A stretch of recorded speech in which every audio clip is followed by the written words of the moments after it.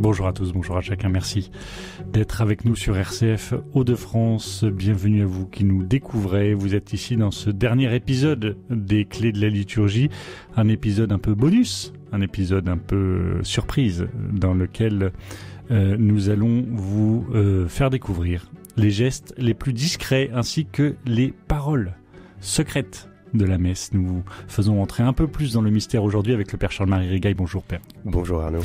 Alors j'ai voulu faire un peu de teasing là en introduction, avec un peu de mystère, etc. Mais pourtant nous savons bien qu'à la différence des sectes ou d'autres obédiences secrètes comme la franc-maçonnerie, on peut le dire, l'Église catholique, elle, se distingue par son amour de la vérité et donc par son amour de la transparence quelque part, et la messe est toujours publique.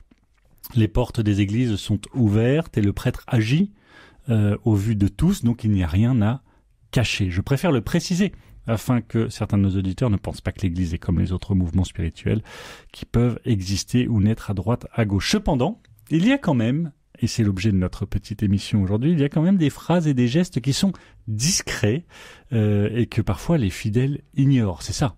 Exactement. Il y a même des paroles qu'on appelait en latin secrètes. On les appelait secrètes. Sub secreto, qui se disent à voix basse. Donc ce qui fait que les fidèles attentifs, même très attentifs, peuvent ne pas savoir ce qui se dit à ce moment-là.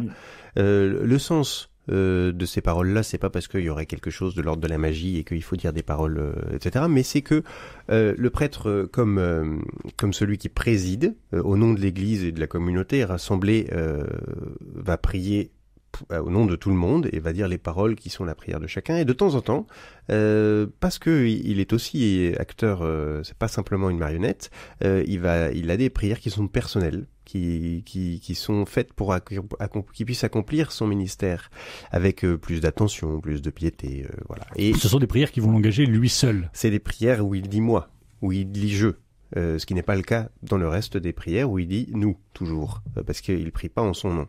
Et donc, il y en a pas beaucoup, et en général, elles sont dites à voix basse. Alors parfois, certains prêtres les disent à voix basse suffisamment forte pour être entendus, et d'autres les marmonnent.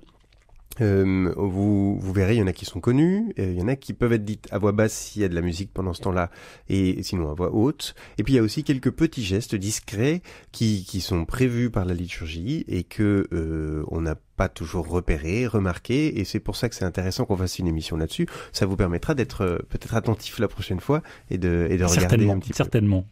Alors, un premier geste, Père Charles-Marie, maintenant qu'on a mis l'eau à la bouche, là, de nos auditeurs.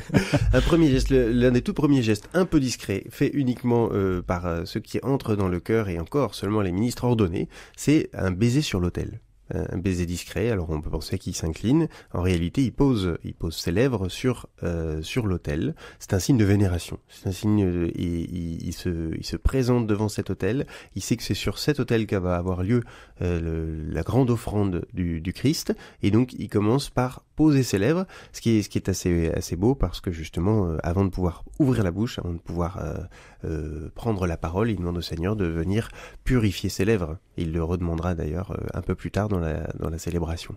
D'accord, donc ça c'est qu'au début de la célébration, on voit les prêtres s'incliner, en fait ils embrassent l'autel. Voilà, exactement. Il monte à l'autel, il l'embrasse. Et après, souvent, il va au siège de présidence où il reste à l'autel.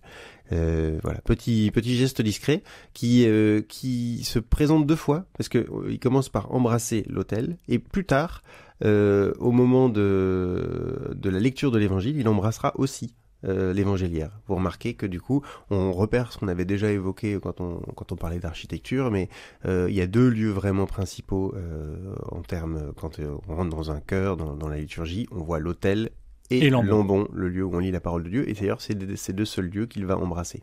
D'accord, donc geste discret. Est-ce qu'il y a d'autres gestes discrets que les fidèles peuvent ne pas voir Oui, il y a des croix. Il y en a moins qu'il n'y en avait autrefois, mais il va faire par exemple une croix sur l'évangile au moment de lire l'évangile.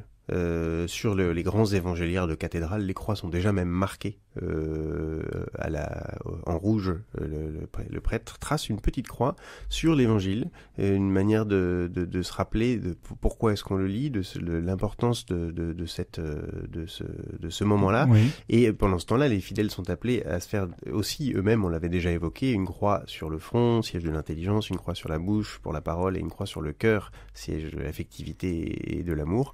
Et cet évangile, il est appelé à entrer partout où on a demandé la bénédiction, c'est-à-dire cette petite croix. Donc la petite croix que le prêtre va faire sur le texte, exactement, sur le livre. Exactement. Il y en a une autre de croix qu'on va faire sur les offrandes aussi, au moment où elles sont présentées. Au tout début de la prière eucharistique, le prêtre va faire avec sa main droite une croix sur les offrandes dans l'air comme ça. C'est un peu original, c'est le seul moment de la messe où on le fait, le seul moment où on fait ça, mais il y a une bénédiction avec ce geste. Vous voyez bien que le geste se fait pour plusieurs choses. Il refera une croix sur les fidèles après, mais à ce moment-là, ce sont sur le pain et sur le vin qui vont être consacrés après. Mais demande déjà de configurer en quelque sorte ces offrandes qui vont ensuite être consacrées. Mais quand il fait la croix, on regarde aussi le reste de l'offrande. Il y a ce qui est posé sur l'autel, le pain et le vin, mais il y a aussi, souvent il y a la quête qui est arrivée, et donc le Seigneur demande de venir bénir tout ce qui s'offre. Alors évidemment il y a les pièces matérielles qui sont le signe d'un don qui a été fait, mais il y a aussi dans le cœur de beaucoup de gens, une offrande qui se fait à ce moment-là. Et donc, il y a une croix qui est faite aussi, une bénédiction qui est faite pour toutes les offrandes de ceux qui arrivent avec quelque chose sur le cœur et qui voudraient l'offrir à ce moment-là. Alors ça, ce sont des gestes plutôt discrets, mais que l'on peut remarquer, si on est un peu attentif. Vous parliez de paroles secrètes ou dites à voix basse. Oui. Alors, il y a plusieurs moments un peu clés dans la messe où il va y avoir des paroles. Par exemple, quand on va aller lire l'Évangile. Quand on va lire l'Évangile, là, s'il y a un diacre, c'est le rôle du diacre, et dans ces cas-là, le prêtre donnera la bénédiction au diacre qui va aller lire l'Évangile. Et s'il n'y a pas de diacre, eh bien le prêtre vient s'incliner devant l'autel et dit une prière, et là évidemment il n'y a pas de micro en général, il est dos aux gens, donc en fait personne ne sait qu'il dit quelque chose. Moi je ne savais pas, vous voyez. et voilà, et alors du coup le prêtre entre dans cette dimension de prière pour lui, et il dit « Purifie mon cœur et mes lèvres, Dieu Tout-Puissant », c'est la nouvelle traduction, « pour que j'annonce dignement ton saint évangile ». On demande la bénédiction du Seigneur pour qu'il purifie nos lèvres, alors qu'on se prépare à aller annoncer l'évangile. Vous voyez ? Et là, c'est quelque chose de très personnel. C'est le prêtre qui dit « purifie mon cœur ». C'est pas une prière publique, parce que il sait qu'il a quelque chose d'important à faire, et ça lui rappelle que cette mission, elle est grande et qu'elle est belle.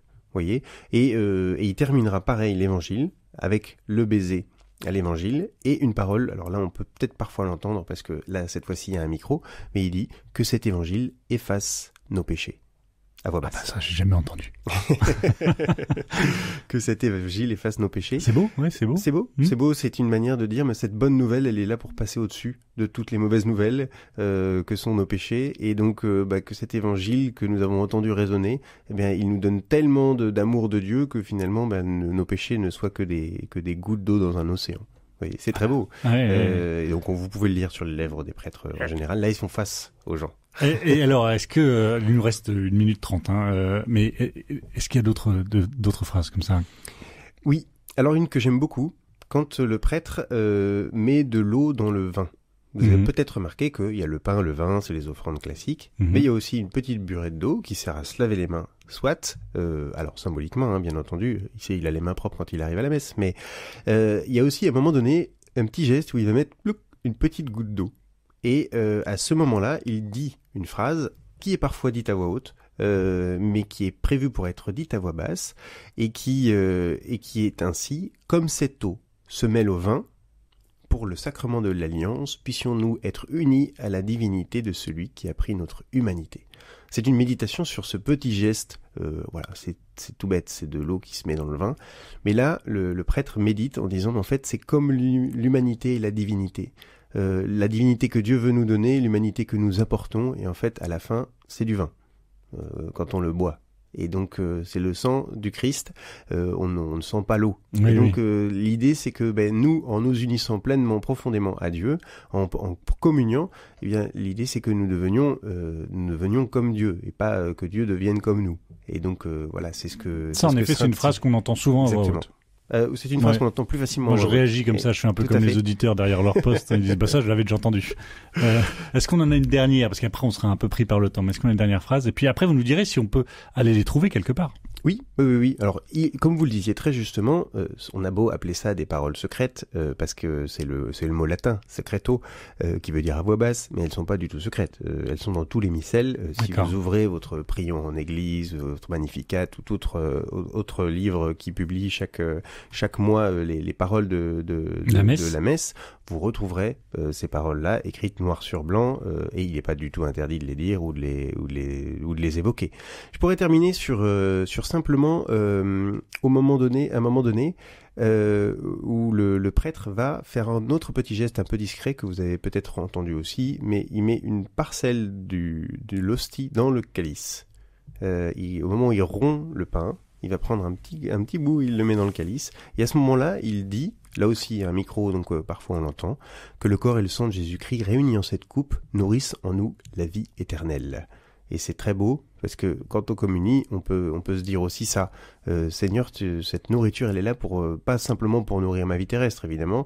Elle est là pour nourrir ma vie en tant que je suis fait pour la vie éternelle. C'est une nourriture pour le ciel que nous recevons. Pour notre âme. C'est pour l'âme qui est immortelle. C'est pour notre âme d'une vie éternelle qui est déjà commencée. À chaque fois que nous sommes unis à Dieu, notre vie éternelle, elle est déjà commencée. Donc cette nourriture, c'est bien la nourriture de cette vie-là.